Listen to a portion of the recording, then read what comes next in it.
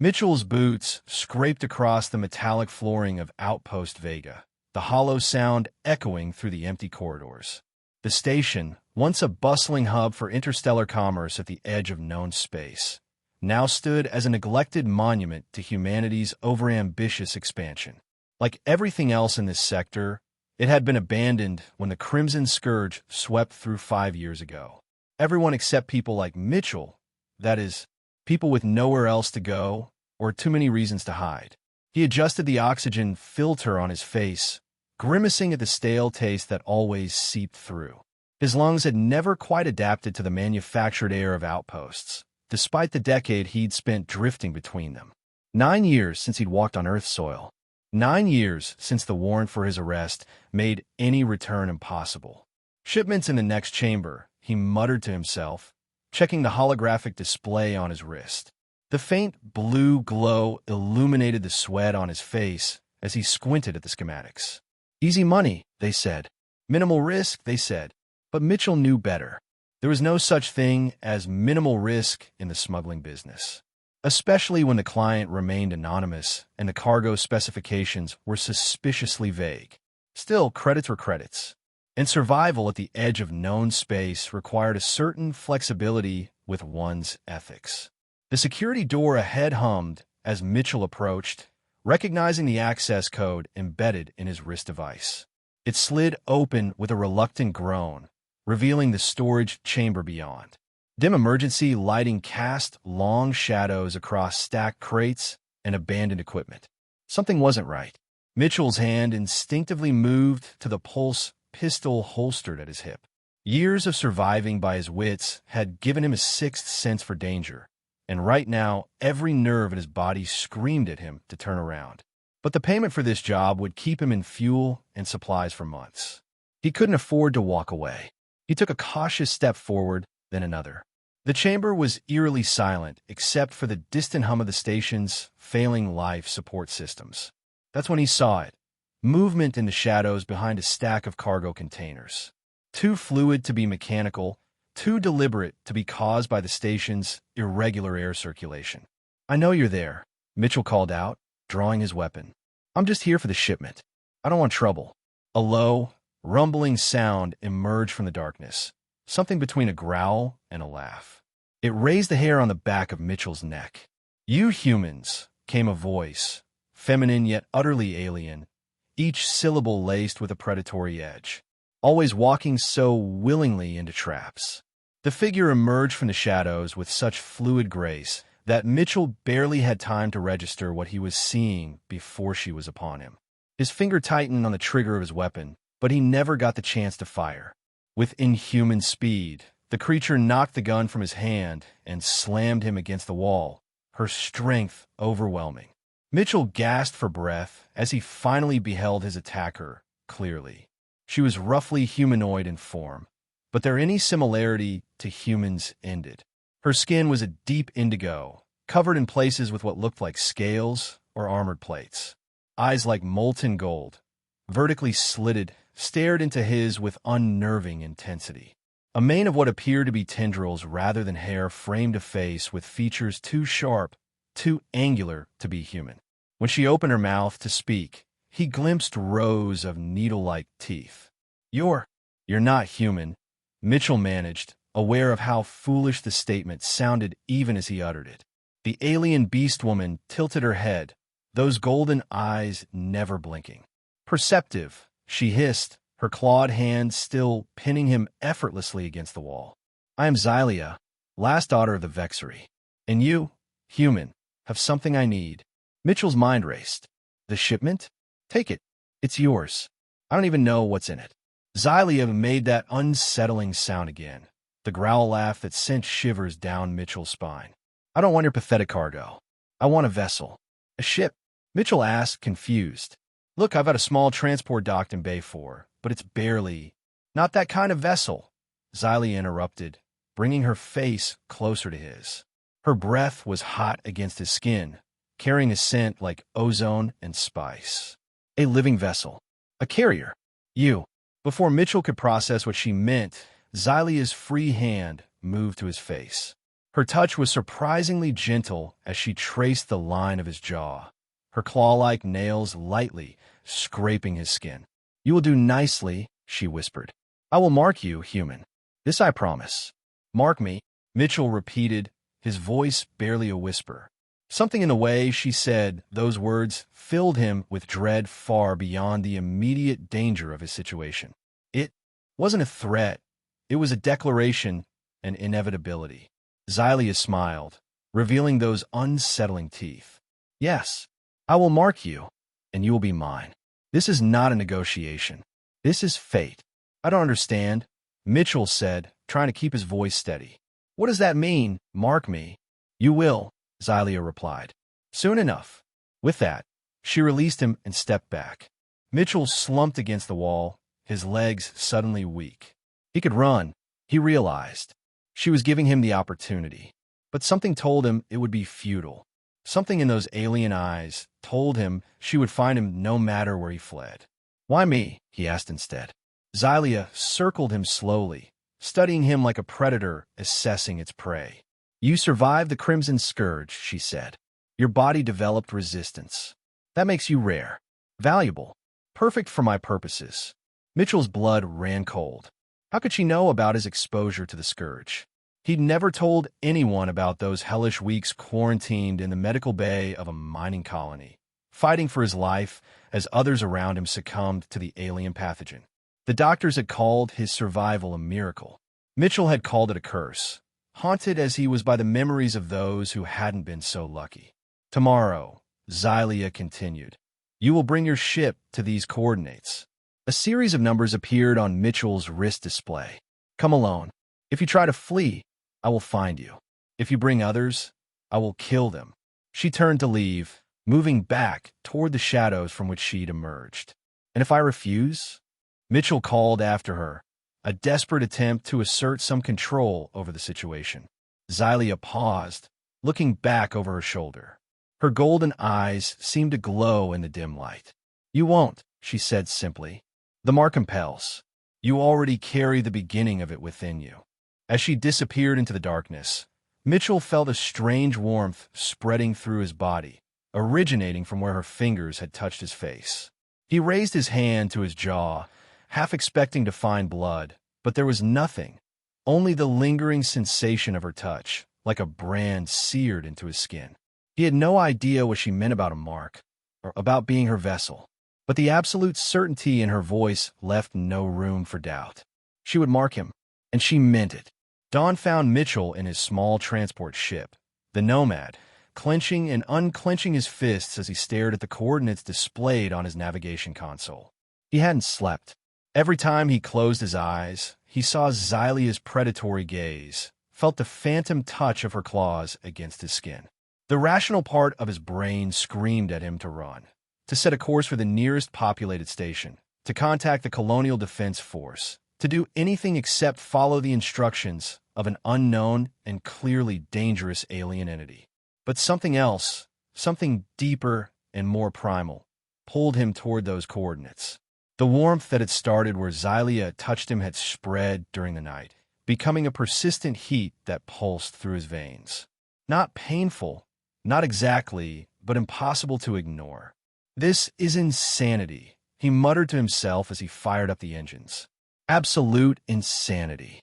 Nevertheless, his hands moved across the control panel, setting the course. The Nomad hummed to life around him, lifting off from the docking bay and accelerating away from Outpost Vega. The coordinates led to an uncharted region of space at the edge of an asteroid field. No colonies, no outposts, nothing that appeared on any of his navigation charts. Perfect isolation. If Xylia meant him harm, and he had little doubt that she did, there would be no one to hear him scream. As the Nomad approached the designated location, Mitchell's scanners detected a small craft hidden among the asteroids. Not of human design. The configuration was unlike anything in his ship's database. It had to be Xylia's vessel. His communication system crackled to life. "You came." Xylia's voice filled the cockpit, sounding pleased but not surprised. "Dock with my ship. The mark guides you." Mitchell wanted to resist, to turn his ship around, but his body seemed to move of its own accord. The heat beneath his skin had intensified, pulsing in rhythm with his accelerated heartbeat. He guided the nomad to align with the alien craft's docking mechanism, watching with a strange detachment as the two ships connected. The airlock cycled, and then she was there, boarding his ship with the same predatory grace he remembered. In the brighter light of the nomad's interior, Mitchell could see more details of her alien physiology. The scales he'd noticed before were actually more like chitinous plates, covering vital areas of her body while leaving other parts exposed, revealing indigo skin that seemed to shimmer with subtle iridescence. Her mane of tendrils moved slightly, as if stirred by an unfelt breeze, giving the unsettling impression that they might be alive in their own right. "You feel it, don't you?" Xylia asked, approaching him. The beginning of the bond. The pre-mark. Mitchell stood from the pilot's seat, finding himself unsteady. "What have you done to me?" "I've chosen you," she replied, as if that explained everything. Now we complete the ritual. Before Mitchell could react, Xylia was upon him again, one hand gripping his shoulder with impossible strength while the other pressed against his chest, directly over his heart. The heat that had been building within him seemed to concentrate there, becoming almost unbearable. "This will hurt," Xylia warned, her golden eyes fixed on his. "But pain is necessary for transformation." Her hand on his chest began to glow with an eerie blue-green light. Mitchell tried to pull away, but his body refused to obey. He could only watch in horror as the light seemed to sink through his clothing, through his skin, into his very flesh. The pain, when it came, was beyond anything Mitchell had ever experienced, worse even than the Crimson Scourge's fever. It felt as though his blood had been replaced with molten metal, his nerves with white-hot wires. He opened his mouth to scream, but no sound emerged. Images flashed behind his eyes, alien landscapes, strange celestial phenomena, beings unlike anything human imagination had conceived. And through it all, a sense of ancient knowledge, of secrets older than humanity itself. When Mitchell regained consciousness, he was lying on the floor of his cockpit. Xylia knelt beside him, her expression unreadable. "It is done," she said. "You bear my mark now." Mitchell struggled to sit up, his entire body aching as though he'd been torn apart and reassembled. "What?" he began, his voice hoarse. "What did you do to me?" In answer, Xylia handed him a reflective panel from his ship's emergency kit. Mitchell raised it hesitantly, dreading what he might see. His face looked mostly the same, perhaps paler, his eyes bloodshot from the ordeal. But on his chest, visible through the torn fabric of his shirt, was a luminescent pattern that pulsed with the same blue-green light that had emanated from Xylia's hand. It resembled nothing he recognized, neither human nor alien script, neither decorative pattern nor random scar. Yet somehow, looking at it gave him the distinct impression of meaning, as though it were a word in a language his brain wasn't equipped to comprehend. "The mark of the Vexery," Xylia explained, a hint of pride in her voice. "You are the first human to bear it in 10,000 years. Mitchell touched the mark gingerly. It didn't hurt anymore, but he could feel it, not just on his skin, but somehow deeper, as though it had branded his very essence. "Why?" he asked, the only question he could formulate amid the chaos in his mind. "My people are dying," Xylia said, her predatory demeanor giving way to something more solemn. "I'm the last of my lineage. The mark is how we preserve ourselves, our knowledge, our essence, by binding it to other beings when direct continuation is impossible. You're using me as some kind of backup drive? A living archive?" Mitchell asked, anger beginning to cut through his confusion. "It is far more than that," Xylia replied, seemingly unbothered by his growing rage. "The mark creates a symbiosis. You gain as much as you give." "I didn't ask for this," Mitchell shouted, finding the strength to stand, though his legs trembled beneath him. "You had no right." Xylia rose as well, her height allowing her to look down at him. "Rights are a human concept. Necessity is universal." She stepped closer, and despite his anger, Mitchell found himself unable to back away. "The mark is done. It cannot be undone. We're bound now, Mitchell. Where you go, I will know. What you see, I may see. What you feel. Her tendrils rippled. I may feel. A cold dread settled in Mitchell's stomach. You're my head? Not precisely, Xylia said. The connection is more impressionistic, stronger in proximity, fading with distance, but never absent, never broken. Mitchell ran his hand through his sweat-soaked hair, trying to process the implications. And what happens now? What do you want from me? For now, you continue your life, Xylia said. The mark needs time to stabilize, to integrate fully with your biology. I will return to my ship. We will part ways temporarily. And then, when the time is right, I will find you again. The second phase will begin. Mitchell's eyes widened. Second phase? What second phase? But Xylia was already moving toward the airlock, her fluid movements betraying no concern for his distress. You will know when it comes. The mark will tell you. She paused at the doorway, looking back at him with those unsettling golden eyes. Do not try to remove it, Mitchell. Those who had tried in the past did not survive the attempt. With that final warning, she was gone, leaving Mitchell alone with the alien mark pulsing on his chest and 1,000 unanswered questions burning in his mind. The following weeks passed in a haze of paranoia and bewilderment. Mitchell kept to the fringes of colonized space, taking only the most necessary jobs, avoiding prolonged contact with others. The mark on his chest remained, sometimes dimming to near invisibility, other times flaring with such brightness that it showed through even the heaviest clothing. And there were other changes, subtle at first, but increasingly undeniable. His senses had sharpened remarkably. Sense that had once been barely perceptible now carried complex information. The emotional states of those around him, the composition of atmospheres, the age of objects. His night vision had improved to the point where darkness presented little impediment. His reflexes had quickened beyond human norm. Most disturbing were the dreams.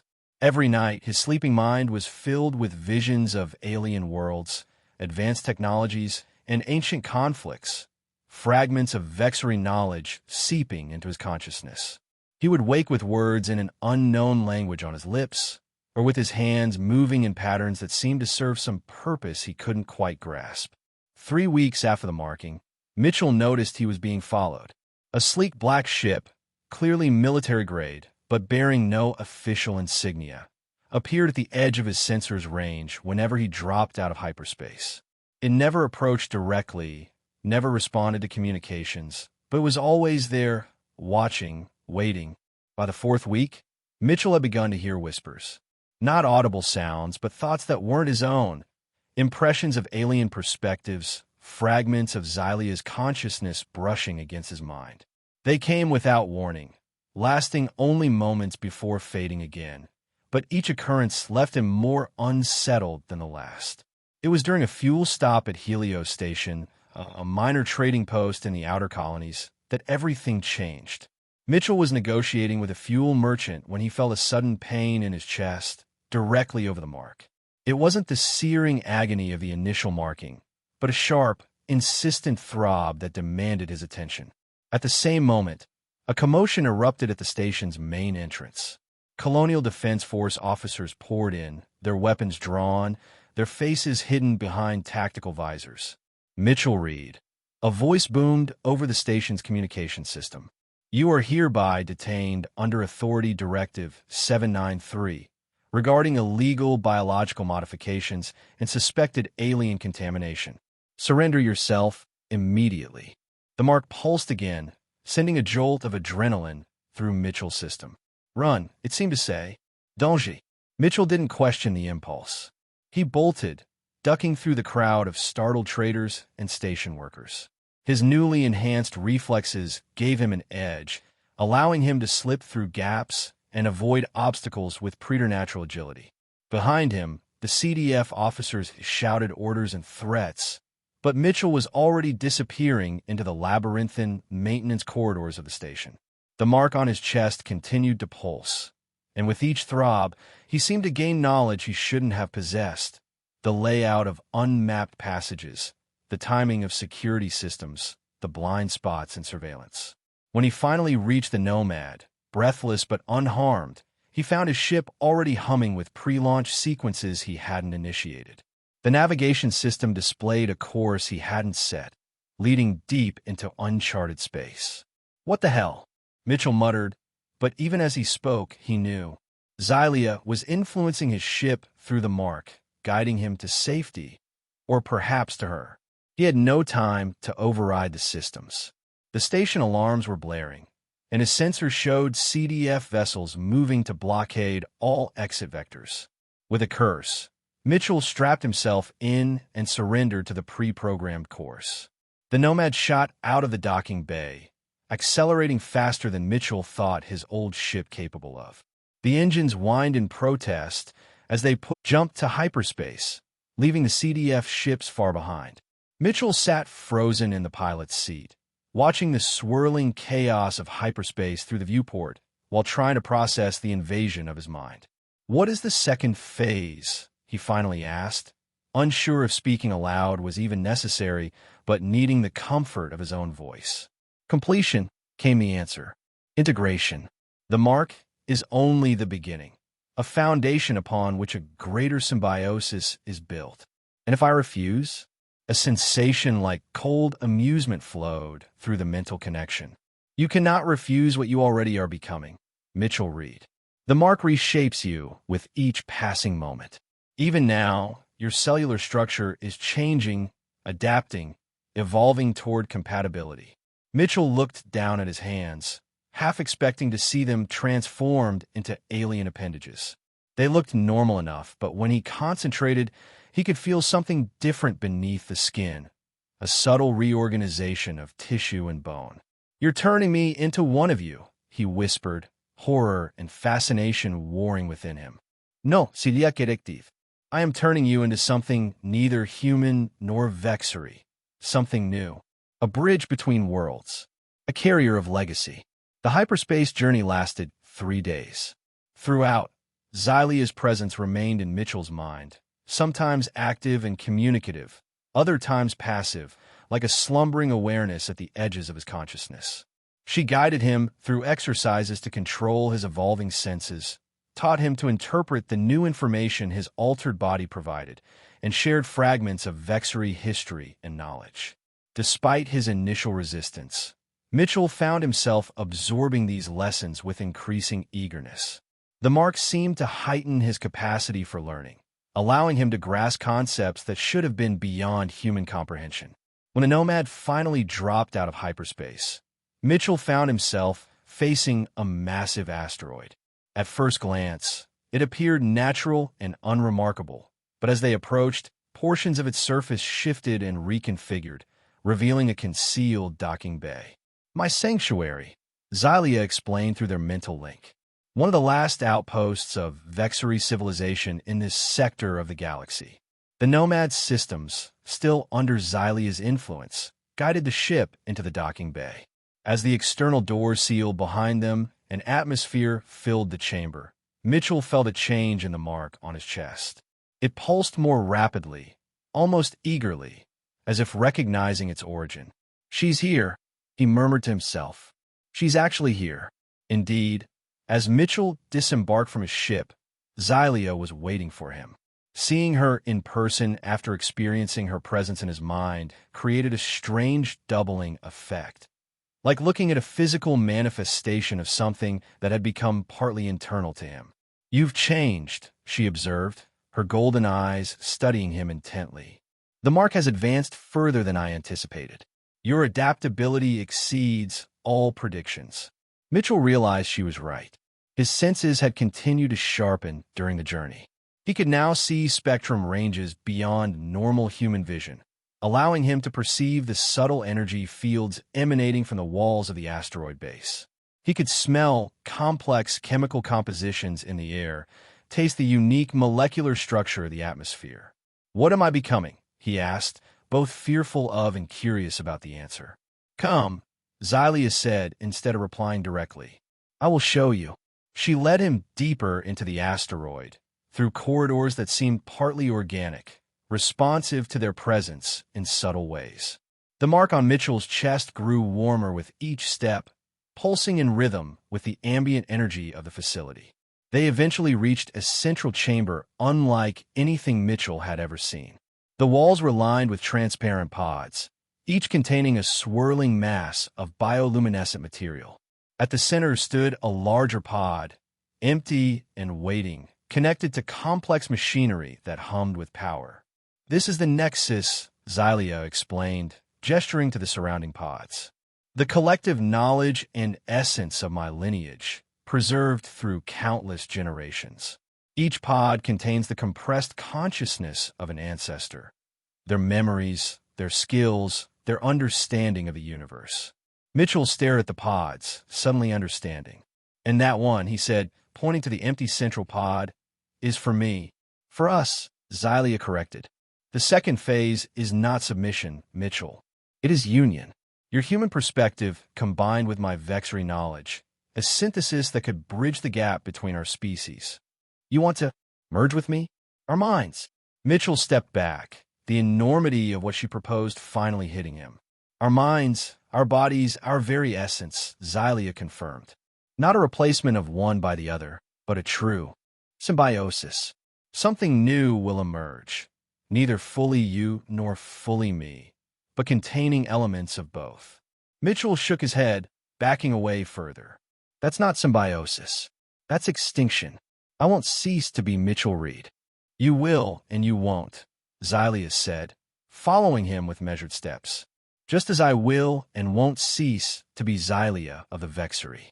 What emerges will carry our memories, our core identities, but transcend the limitations of both." "Why?" Mitchell demanded. "Why go to all this trouble? Why me?" Xylia's expression softened, showing an emotion Mitchell hadn't seen from her before, something like sorrow or regret. "Because my people are truly dying," she said. "Not just declining or endangered, but at the end of a long, inevitable extinction. The pods you see here hold the last fragments of a civilization that once spanned galaxies. I am the final Vexery capable of complete consciousness, the last to walk among the stars." She gestured to the machinery surrounding them. "This facility, this technology, it is ancient beyond your comprehension, designed to preserve what remains of us. But preservation without evolution is just another form of death. We needed something new, something adaptive." She stepped closer to Mitchell, and for the first time, he didn't feel the urge to retreat from her. "The Crimson Scourge that devastated your colonies? It was Vexery in origin, a bioweapon from our final war, lost for millennia until some foolish explorers stumbled upon one of our derelict ships. That you survived it proves your compatibility with our biology. That you thrived afterward suggests you have the resilience needed for transformation." Mitchell absorbed this information in silence, his mind racing.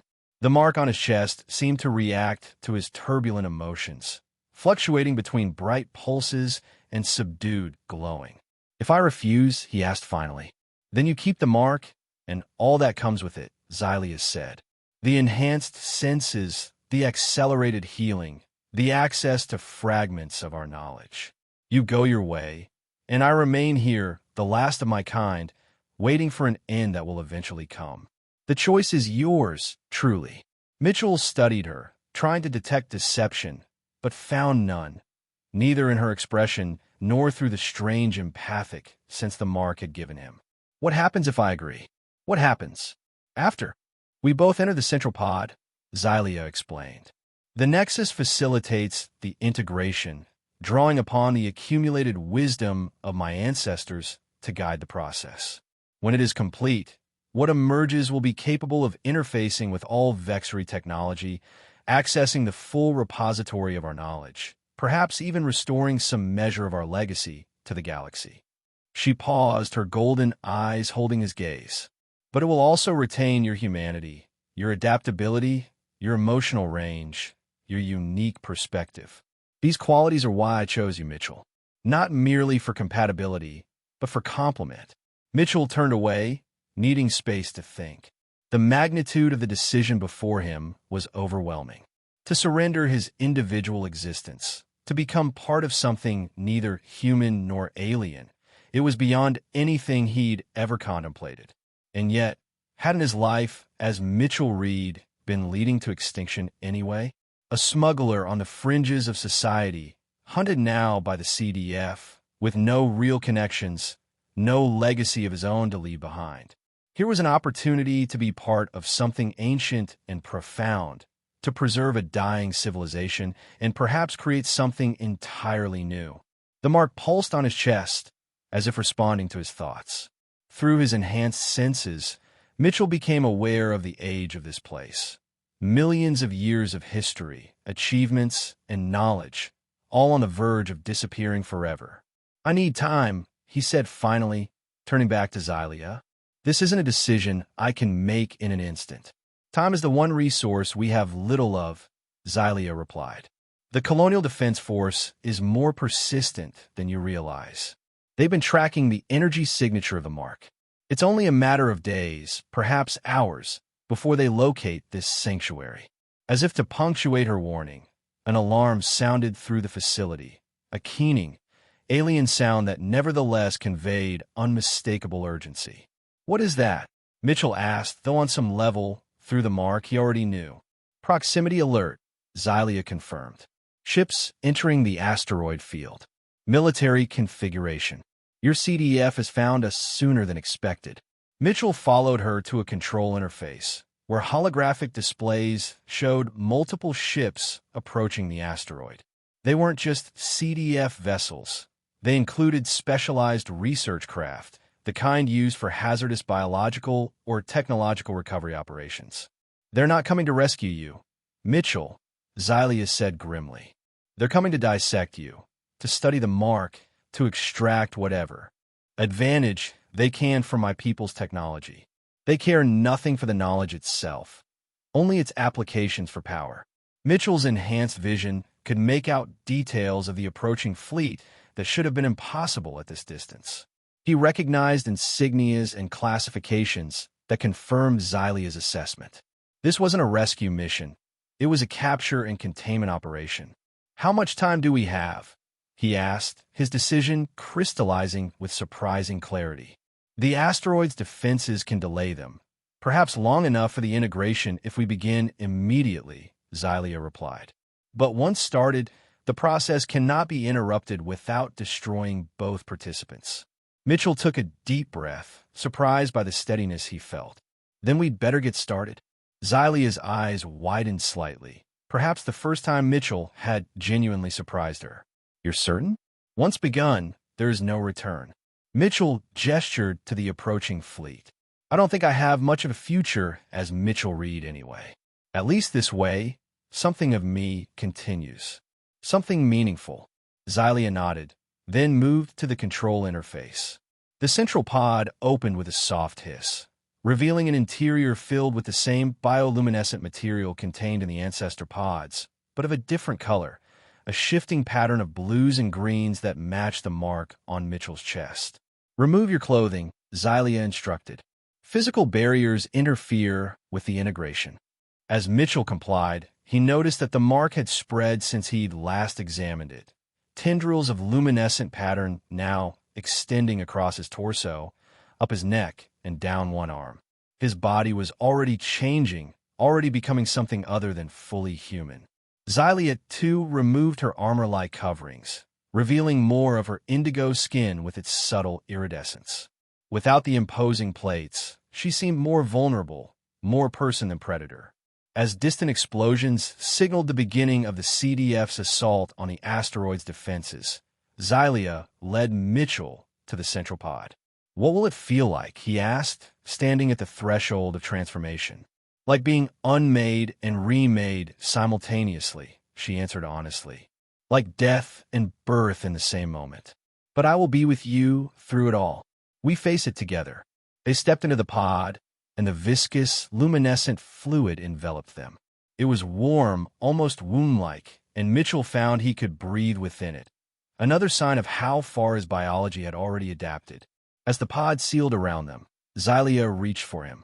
Their hands met, then their bodies, entwining as the fluid drew them toward its center. The mark on Mitchell's chest flared with blinding intensity as it made contact with Xylia's skin. "I'm the last," Xylia whispered against his mind. "You are the first. Together, we become the next." The integration began. Pain beyond imagining, pleasure beyond comprehension. Mitchell's consciousness expanded and contracted simultaneously, touching the edges of the universe one moment and condensing to a single point of awareness the next. Xylia's presence enveloped him, her memories becoming his, her knowledge flowing into the spaces between his thoughts. He saw the rise and fall of the Vexari civilization, millions of years of history compressed into moments of pure understanding. He felt the weight of extinction, the desperate preservation efforts, the long isolation Xylia had endured as the last of her kind. And she, in turn, experienced his human perspective, the briefness and intensity of human existence, the chaotic emotional landscape, the adaptability and resilience that had allowed him to survive the scourge. Around them, the ancestor pods pulsed in rhythm, contributing their accumulated wisdom to the synthesis. The very structure of Mitchell's DNA rewrote itself, guided by patterns encoded in the mark, while Xylia's alien biology restructured to accommodate elements of human genetics. Beyond the Nexus chamber, the CDF forces breached the asteroid's outer defenses. Explosions rocked the facility, but the integration pod remained stable, protected by technologies designed to survive even planetary destruction. Time lost all meaning within the pod. It could have been minutes or days when the final phase of integration began. Mitchell felt his individual consciousness beginning to dissolve, not into nothingness, but into something greater, a combined awareness that contained all that he had been while transcending its limitations. Xylia's consciousness did the same, their separate selves merging into a unified whole. The mark, no longer confined to Mitchell's chest, spread throughout both their bodies, becoming a lattice that bound them at the cellular level. When the CDF forces finally breached the Nexus chamber, they found only empty ancestor pods and a single active integration pod at the center. Their sensors detected two distinct life forms within it, rapidly becoming one. The leader of the expedition, a grim-faced colonel with more experience in xenobiological containment than he cared to remember, ordered immediate extraction procedures. The pod must be secured, transported to a controlled facility, studied, and eventually weaponized for humanity's advantage. But as his technicians attempted to disconnect the pod from its support systems, something unexpected happened. The bioluminescent fluid within it began to glow with increasing intensity, shifting through colors beyond human visual range. "Sir," one of the technicians called out, "the pod is generating some kind of energy field. It's interfering with our equipment." The colonel stepped closer, peering through the translucent surface of the pod. What he saw made him recoil in shock. The two beings inside, the human fugitive and the alien entity, were no longer distinct. They had become something else entirely, neither one nor the other, but something new and terrifying in its unfamiliarity. "Disconnect it now," the colonel ordered, but it was too late. The pod erupted with light so intense that even shielded visors couldn't protect against it. When the light faded seconds later, the pod stood empty, its fluid drained, its purpose fulfilled. Where the integration pod had been, a new entity now stood, humanoid in basic form, but clearly not human. Its skin had the indigo hue of Xylia's species, but with patterns of luminescence that pulsed like Mitchell's mark.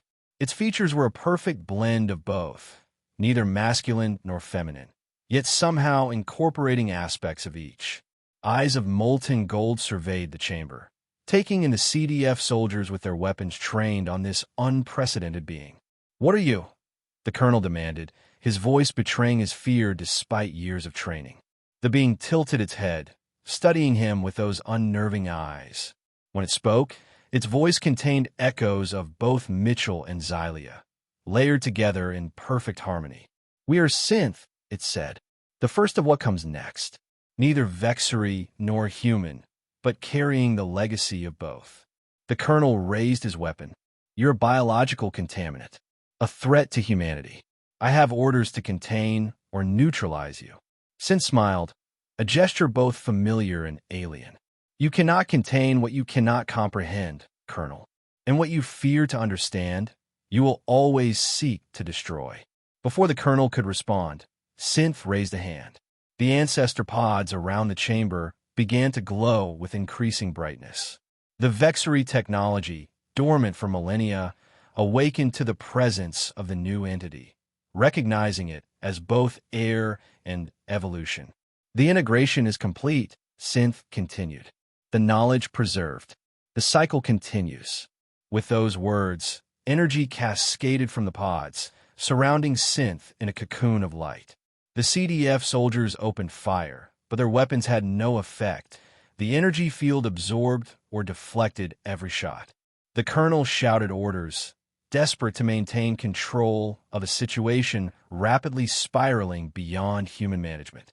But his words were drowned out by a sound like reality itself being torn, a rift opening in the fabric of space-time, called into existence by technologies only Synth now understood. What was Vexery is preserved, Synth said, stepping toward the rift. What was human continues.